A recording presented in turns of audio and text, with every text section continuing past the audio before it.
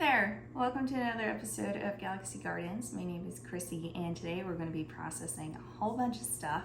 We're going to be making some beef tallow, crab shell stock. We'll be going through all of our old garlic and putting that away, among other things. That's just the start of it today. I also want to go through our currently stored goods and see what we can use up as other items start coming in. So let's go check it out.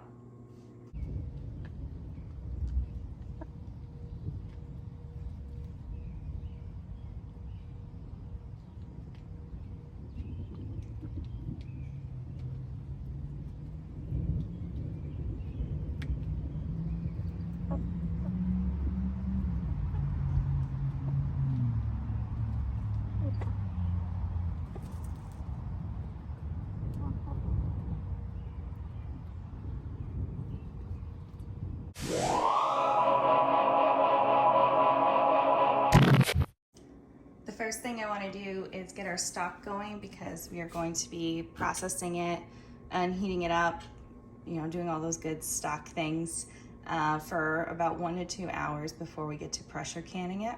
So let's start that first and then we're going to work on getting our tallow going. So in here, we got a lot of items. This is our tallow. This should make about 2 pint jars worth, or maybe a quart. We like to use it for cooking.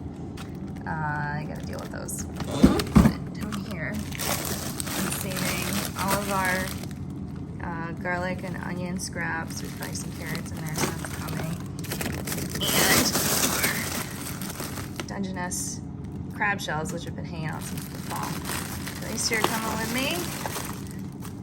Have to start going through the rest of this too. We still have some potatoes in here. There's a ton of pesto, but let's get going. When you want to make a stock, pretty much it's as easy as just dumping stuff in a pot and then adding water to it. So I usually have a freezer gallon bag full to the brim of onion and garlic scraps. I love saving them for stock. Some people like to use fresh items. I'll get the rest of this out in a minute. But I like using the skins because I think it gives it a nice color and I think it gives it a nice flavor. So this is gonna be pretty simple. We're gonna add a little bit of salt in towards the end, but we're just gonna be covering this with water. Or you could add other stuff in, celery, fresh onions, or garlic, bay leaf. You might add a bay leaf in, but I really want the base flavor of these items to come through, because with stock, right, it's flavorful, but when you're going to be using it later on, whether to make dishes, like adding it into pasta or rice to cook them, or if you want to use it for soup, you're going to be adding seasonings later on, so it doesn't need to be necessarily something that's heavily seasoned. And because this is a shellfish, what I'm going to be using is actually a shrimp stock recipe for canning that I found. Couldn't find any for crab, but I found it for shrimp.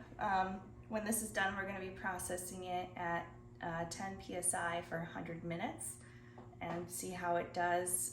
This is not in one of those, USDA approved books, and we've never done it before, so we'll have to see how it comes.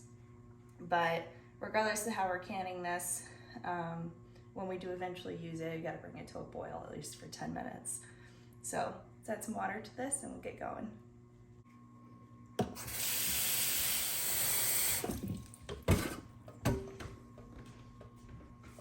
Now that we have it filled, one thing you can do is add in some white wine cooking vinegar, and that just kind of helps cut through that, it gets like fishy scent flavor. If we don't have that, we're just gonna add in some vinegar, which is not gonna hurt.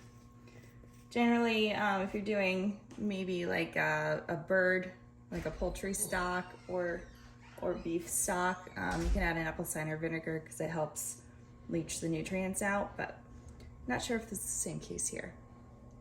Now that we got this going, what we're gonna do is put it on a high heat just until it starts to come to a boil, but we don't want it to boil. What we're gonna do is just bring it up to heat up that liquid, and then we're actually gonna bring it down to like a medium low and simmer it at a lower heat for the next couple of hours. Any foam that comes and develops on the top, we're gonna remove. Those are impurities, you don't want them in your final product. And in a couple hours, we'll filter everything out, see what we got. So we'll come back to that. Next up, let's work on making our tallow. This is our tallow that we've been saving. Now, last time I made this, you can go back in our Instagram posts. This is what I used last time to get about 2 pint jars worth. So we've just been saving it. So you want to work with it while it's frozen and like about to defrost, because it defrosts pretty quickly. We're gonna cut it up into tiny pieces, and then we'll add it to our crock pot and run it for 6 to 8 hours on low. And it's gonna melt down everything. And what we'll do later is filter it out into our jars. And that's my project for right now. If you've been following us on Instagram, you know I've been making some elderflower sparkling wine. So I have them here so I don't forget to burp them, which you can see.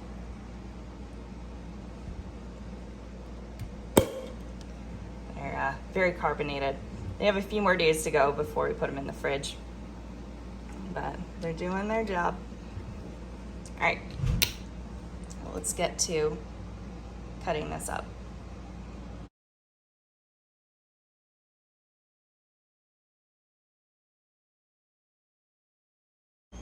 This is a good starting point.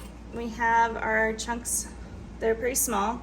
Now some people will take these and throw them in a blender just to break them up smaller. What you're really just trying to do is get as much surface area as possible so that these melt down faster.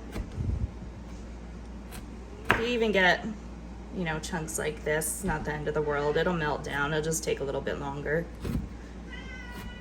So best thing that works for me is I'll just cut through. You want to be careful, it is slippery, so no fingers in there. Once this is done, again broken up, we'll add it to the pot, and then we'll work on our next pieces. So I'm gonna finish this up, and then I'll show you what we end up with. This took about half an hour to chop everything up. So now it's in here, and we're just gonna stir it periodically throughout the day. We're really not gonna see too much of it melting down until later.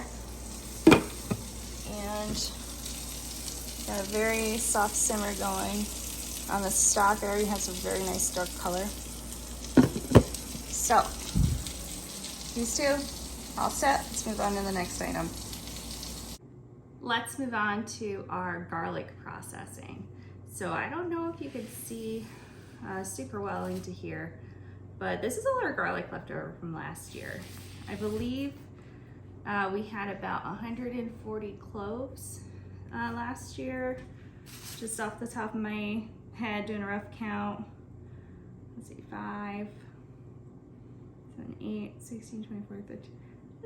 It's like 60 cloves in here. Excuse me, 60 heads of garlic in here. And our garlic that's growing outside is just about ready to be harvested.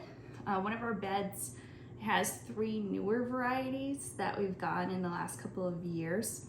And those are smaller than the ones that we've had established for a long time. So they're getting ready a bit faster. So those might actually harvest later this week.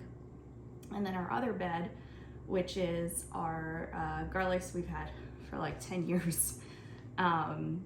Those are probably gonna take another 2 weeks. They're much larger. This is what tends to happen when you get garlic and then you save it and grow it every year.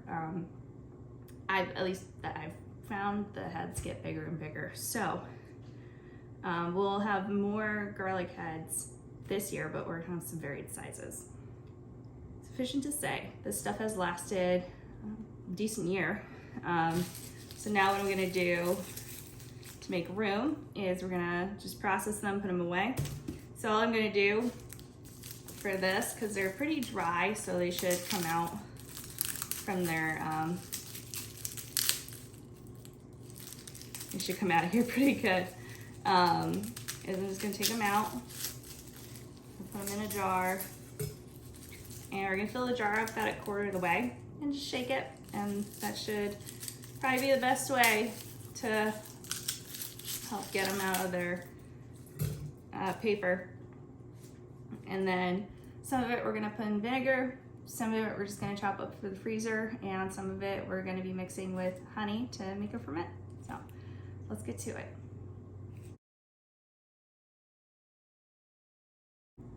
This is about a quarter of the way full, so shake it up. You can already see it helping a little bit.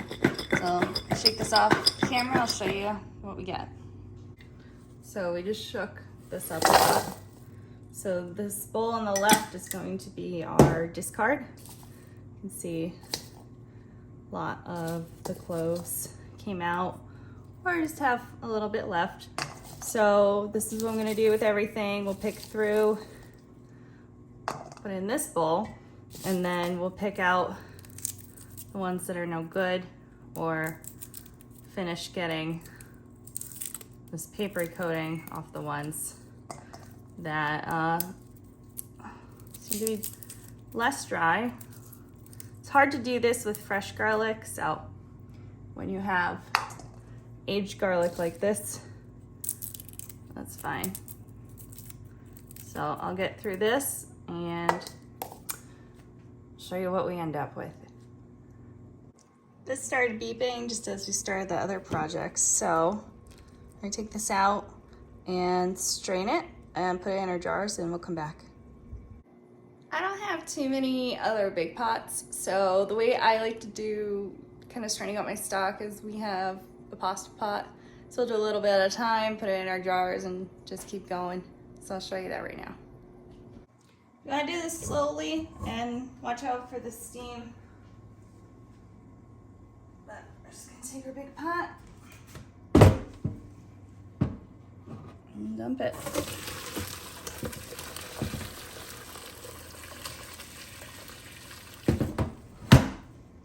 And then you can see how much it filled up. Filled up about that much. And this, really don't want stuff scrounging around in compost, so I honestly might just throw this out, but you can compost it if you don't mind having crab shells in there. And that's pretty much it. While this is in here, let's do a taste test. Make sure it tastes okay, because if it doesn't taste okay, then we're gonna scrap it and move on. But it only took about an hour, maybe an hour and a half to do this, so it's worth trying. Let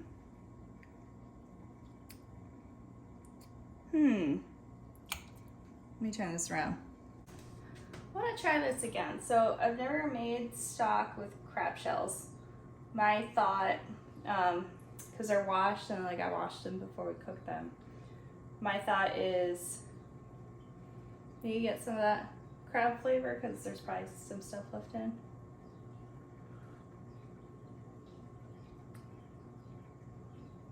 I don't know.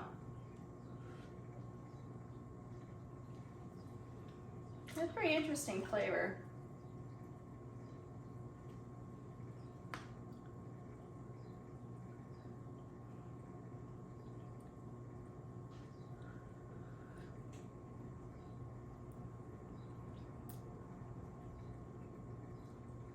I think when I make soup with this, because that's probably what I'm going to use it for, I add some stuff in. It's not bitter. When I first tried it, I was like, this might be a little bitter. It's not necessarily bitter. So when you're making stock, sometimes if like the amino acids that kind of build up the whatever you're using for your stock break down too much, you get a bitter stock, and there's no real coming back from that. but this is on a low simmer for an hour and a half. Now, I'm not sure if shellfish processes faster than like beef bones or poultry bones. It's definitely an interesting flavor. I'm gonna still can it, and then when we go to use it next, I'm probably gonna add in probably some fish sauce to it. Some soy, I think would pair with it nicely. And because I didn't have it today, I'm probably gonna throw in some like white cooking wine, just to kind of offset the fishiness. So that's my plan. Would I recommend you make this at home? I don't know. Depends what kind of shellfish you like. I think if you're gonna make your own stock, poultry, land mammals, always a safe bet. And I don't know, it's my first time making a shellfish one, so I'm still gonna eat it. And then next time, you know, whenever I start using it to make soup, we'll go from there. I thought this was pretty funny, so I wanted to tell you. So that flavor I was getting, I burned a little bit of the bottom, so it's just a little bit of a burnt flavor that's in there. So I think if I was more on top of stirring it, it would have been fine. So given that, outside of that, good flavor, gonna can it. I can deal with a little bit of a burnt flavor as long as it's not like bitter. So now that I saw that, I'm like, oh yeah, that's definitely what I'm tasting. So guess when you're making this, just stir it more than I did. Okay, gotta put it all in the pressure canner. For my pressure canner, we're putting in hot jars, right, with a hot liquid in them. So I put 3 quarts of hot water in here, a couple tablespoons of white vinegar so we don't get any kind of mineral deposits. And we're probably gonna make 2 more quart jars of these, so let me go make that. We'll come back, get this all set up. For today, we ended up with 7 quarts of crab stock, which isn't too bad. So every time, you know, I make something, probably end up using like 2 of them at a time. So it's about 2-3 meals here. That's pretty good. Now I am in no way a pressure canning genius, but you should pressure can your stocks. This is the type of canner that I have. I still use the book. We just got it last year, so I just follow my directions here for getting things going. And there's a process. I actually have a longer pressure canning video from last year if you want to check out how we use this particular pressure canner. Otherwise, I gotta get back to the garlic and we'll follow up with everything a little bit later. Speaking of follow-ups, let's take a look at our beef fat, which is cooking down. Now you want to stir this throughout the day. Unfortunately, I have a newer crock pot, which does not give me a temperature gauge outside of high or low. Older crock pots used to be able to set the temperature where it was low. It was actually low and you're not getting this boiling, but I have one of the newer ones, so it still boils on low. That's okay. This worked just fine last time we did it. We're just gonna stir it up periodically throughout today. By tonight, it should be ready to go. We've jumped an hour or 2 in the future. We have all of our garlic peeled, ready to go. So what I'm doing right now is cutting the tops and bottoms off it and putting it in my jar. We're gonna fill it up to about here. And then we're gonna add in our honey, because you need room from the honey, and then you actually need a little bit of extra room for the fermentation process. So I'm just trying to see where our limit is. And then I'm actually, once I get this filled up to where I want it to be, I'm gonna take them out and take a knife and just press the garlic to kind of break them open so that the garlic juice mixes with the honey.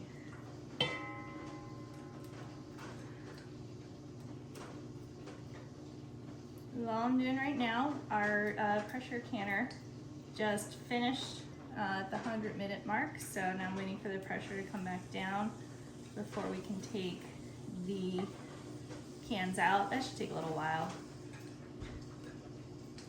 This is all I'm doing. And then I gotta get through the rest of this bowl, trim and stuff. And we're gonna heat up some vinegar. The rest of this, I'll probably end up chopping up another day to freeze. That's okay. Gonna hang out in the fridge for a day. But we had a good amount of garlic left over, which I'm super happy about. It's about, I think we started everything around noon. It's about 4:45 right now. It's gonna get a loaf of bread going. Might be pushing it a little bit for tonight. Maybe I'll do that tomorrow. We still have some lemon preserves from the other month to get through, and we made a really good loaf of bread with that. I have some Kalamata olives in the fridge, so I was thinking a lemon preserve olive bread would be really good. So this is all I'm doing. Once we get to the point, we're gonna be adding in the honey and our vinegar. We'll come right back.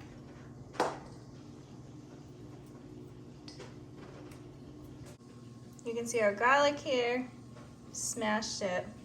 So now we're gonna put the honey in and start the fermentation process.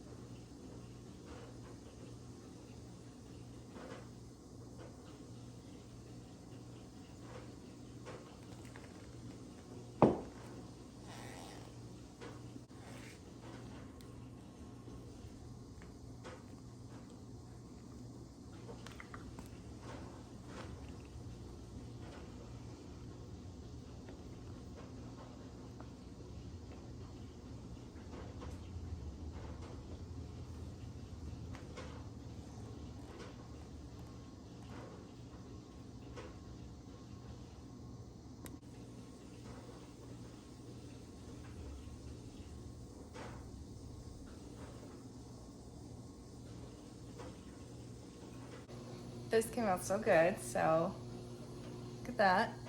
It's about a 50-50 ratio of garlic to honey. So we're gonna put a lid on it pretty loosely, and we're gonna keep this and burp it once a day.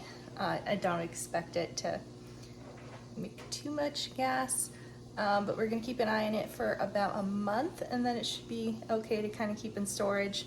After a few weeks, you could start using the garlic or the honey. It's really good during cold season. There's a lot of good vitamins in here.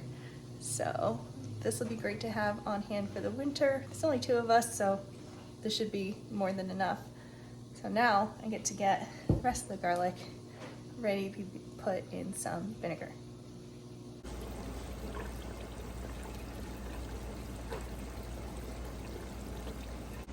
Here is jar 2 of garlic.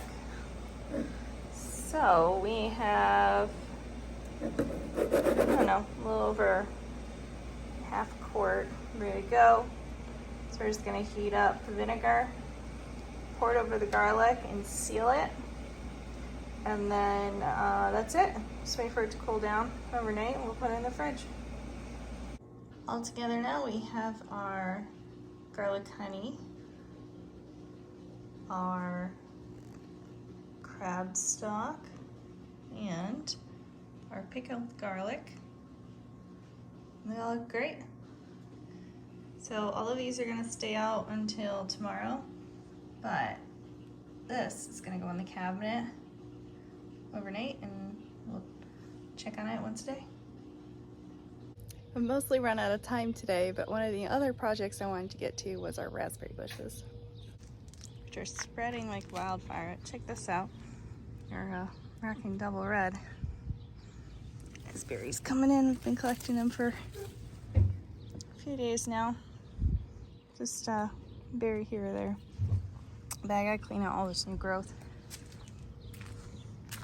Our fall gold is on its way, but nothing just yet.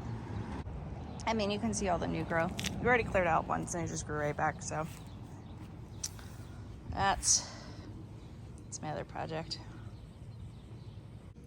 Now when you're removing raspberries, honestly, the easiest thing is just pull them out. So get yourself some leather gloves so you don't get stuck by the thorns, and just go to town. Yeah, it'll grow back, but whatever. So pull them out. I'm gonna leave the canes I want to leave, and everything else I will take out and save the leaves for tea. Best time to get your raspberry leaves for tea is when they're growing in and they haven't started making flower buds yet. So let's see how far we get in here. By the way, when you're pulling out your suckers that you don't want, you can take them at this point and just transplant them if you're trying to bring them somewhere else. But didn't even spend a minute on it. It's already cleared out pretty good. I'm gonna leave a few canes for next year. Otherwise, got my work cut out for me. I love it. Literally 2 minutes worth of work. I already cleaned up the back a little bit. Get some more. I'm working my way on the forest in there. So I want to make sure I don't touch the canes that are growing this year, even though they have some suckers growing off of them. So just be mindful. People think raspberries are a pain because they grow in a lot. They're really easy to clean up. You just gotta go at it for like less than 10 minutes. So I'm gonna bring this all inside and dry them for tea. You know, life's about perspective. That didn't look that big outside. That's huge. So now I got a night project to work on. I took care of the raspberry leaves, so these are just gonna put out to dry. Now it's time to take care of the beef tallow and filter it out. We ran out of coffee filters, but you can see here, this is ready to go. So what I like to do to start off is to take the chunks here, and I'll put them in the cheesecloth and wring out some of the fat. If it stays in here for much longer, it'll burn. So got a good amount of rendered fat here. So you can see from the bits we already wrung out, it's what we're left with. It's about as much oil as came out. So I'll continue this and then we'll finish filtering the oil. So you can see, got a little bit of tallow out of it. This is what's left. And we'll continue this and then finish filtering out the rendered fat in there. All right, it's about 10 o'clock at night. Finally finished everything. We took a break. We're not doing this constantly, but just want to give you an idea of something.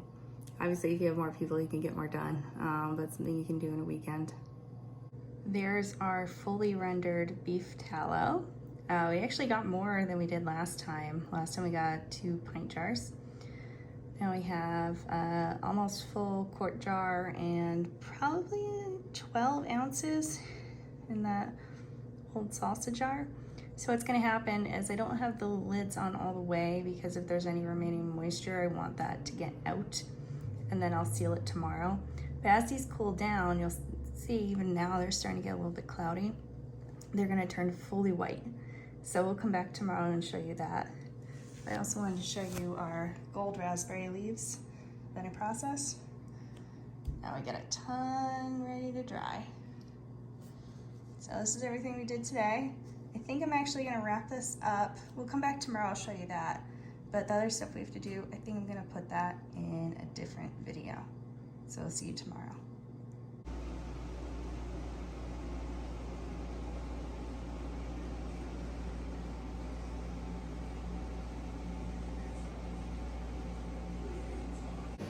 Welcome back. It's the next day. We're cleaning a ton of stuff and it's loud in here, but I wanted to show you what everything looks like now that it's been a little over 24 hours. First off, our crab stock is sealed, so I'm going to label these and put them away. And I already put, let's go over here, our pickled garlic. I decided to put it in the fridge for now, because if I see it, I won't forget to use it. But that actually ended up sealing as well, so that's good to go. I'm gonna go back over here. We have our honey garlic, which is already starting to thin out the honey. All those juices are mixing in. That honey is a lot more viscous. So I already flipped it over a couple times since I've been home. I'm gonna keep doing that. I'm gonna put it somewhere cool and dark and just open it up and flip it at least once a day. That's good to go. We have all of our golden raspberry leaves drying, so that's cool. And then here, I wanted to show you our tallow. So you can see it's a bit grainy and it's not white. So what I need to do, if this ever happens to you at home, just melt it down again. You can add some water in if you want, but you gotta boil it all off. And filter it again. So there's some impurities in here. It's also, if we open it up, it's not fully setting. So we're gonna process this again. And I'll tell you why it came out like that, or at least why I think it came out like that. Hi, it's a little bit quieter in here. So the reason why I believe the tallow came out like that is not an issue of runtime. Ideally you want to do this at a lower temperature than my crock pot's able to do. But that's okay. It worked last year, it worked this year. Where I think we ran into issues is last year I filtered everything out using 2 coffee filters layered over each other. And that works awesome for a lot of things you need to filter.